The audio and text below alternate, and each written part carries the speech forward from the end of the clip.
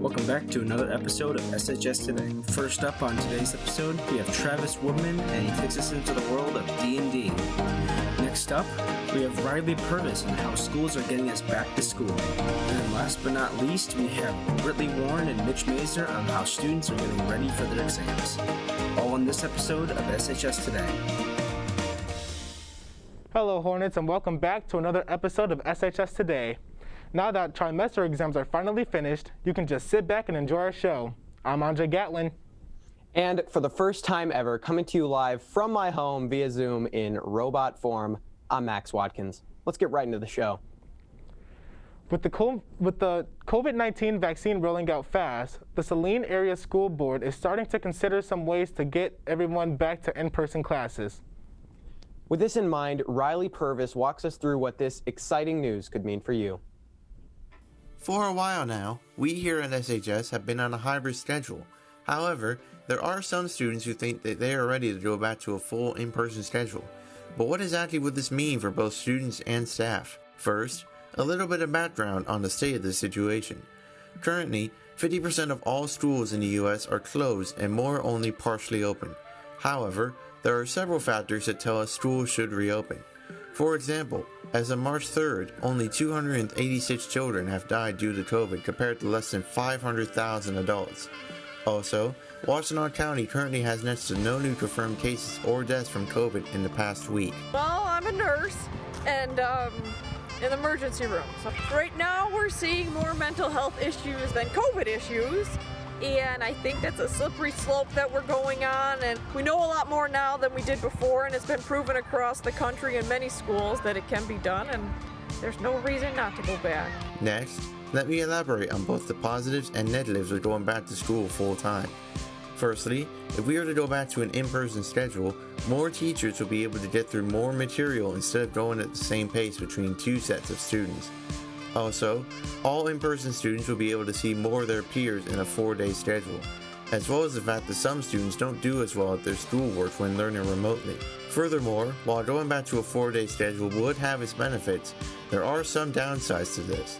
Specifically, some students and teachers could be very anxious about going back to school between the amount of homework given to students and the risks of having so many students in the school. As for parents, a good majority of them say that it's time to get kids back into school.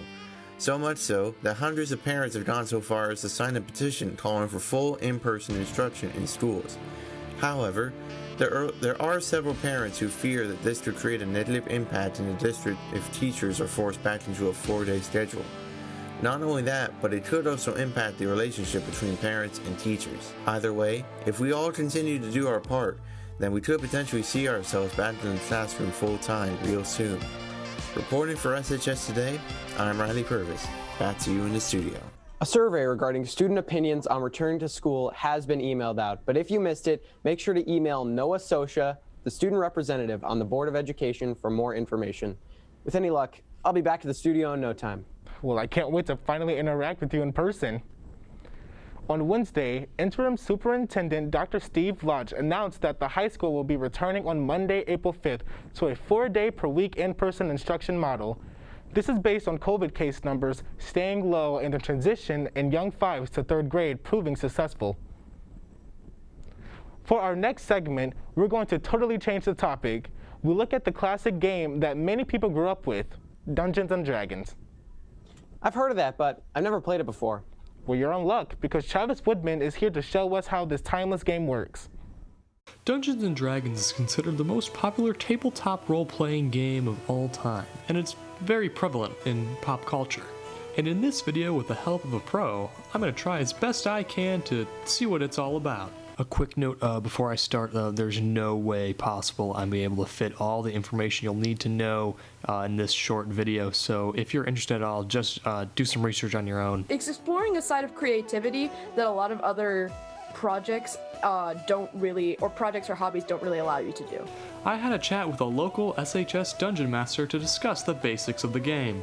You kind of have to put yourself out just a little bit to let people know you're looking for a group. The way I joined the D&D community was I got into a group, and the group helped me create a character, helped me play the game, helped me learn it, and it's much of a learn as you go kind of game. We then discussed the two rules, which are the players and the DM, or Dungeon Master.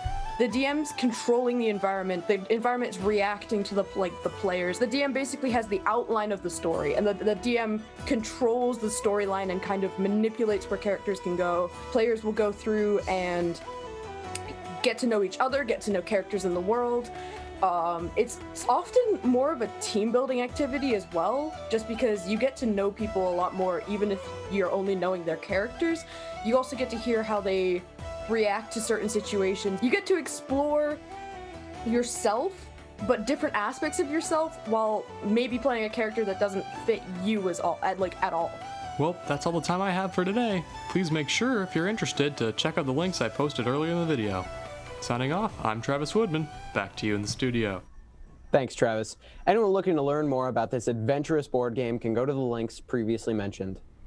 With exams being so different this year, our friend Mitch has gone around to get some input from students. Due to the stress of the pandemic, most teachers have decided to change what their finals look like this year. I thought I would share some student opinions on their exams from this trimester compared to the previous trimester.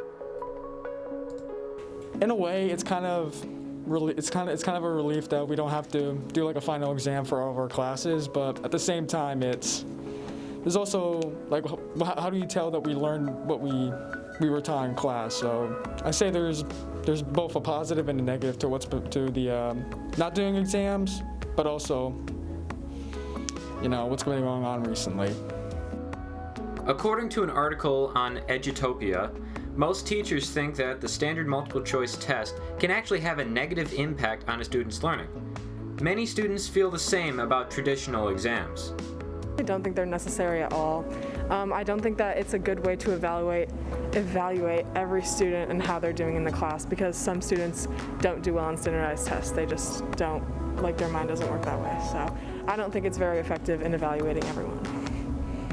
I think they're a simple, useful tool because you can just look and say, oh look, I tested on this, I can see this, but I think that we all as teachers need to learn to have more creative, effective ways than just standard testing. I know there's a lot of students that don't test well, they test anxiety, and there's other ways that you can examine if students are learning. So I think maybe this kind of weird year will give us opportunity to learn better ways. I'm glad I was able to have so many students' voices heard. This has been a really strange year for all of us, and I hope you all did well on your finals. This has been Mitch Mazer, reporting for SHS Today. Thanks, Mitch. We might not know the future of exams, but we can assume that they will change with future trimesters as a plan for how we handle this pandemic shifts. Even though exams are different this year, basketball is still going strong. Student Council is hosting a bracket contest for the NCAA Spring Tournament. Predict the Final Four, Final Two, and overall winner of the tournament for a chance to win a $50 prize. There will also be a surprise reward for meeting a special mysterious condition. Follow @Saline on Instagram for more information. Well, there was certainly a lot of information this week. I hope you enjoyed the show. I'm Andra Gatlin. And signing off from home, I'm Max Watkins. Tune in on March 26th for another exciting edition of SHS Today, where we cover the future of autonomous cars, travel within the Southwest Washtenaw Consortium, and Women's History Month. Have a great week, Hornets.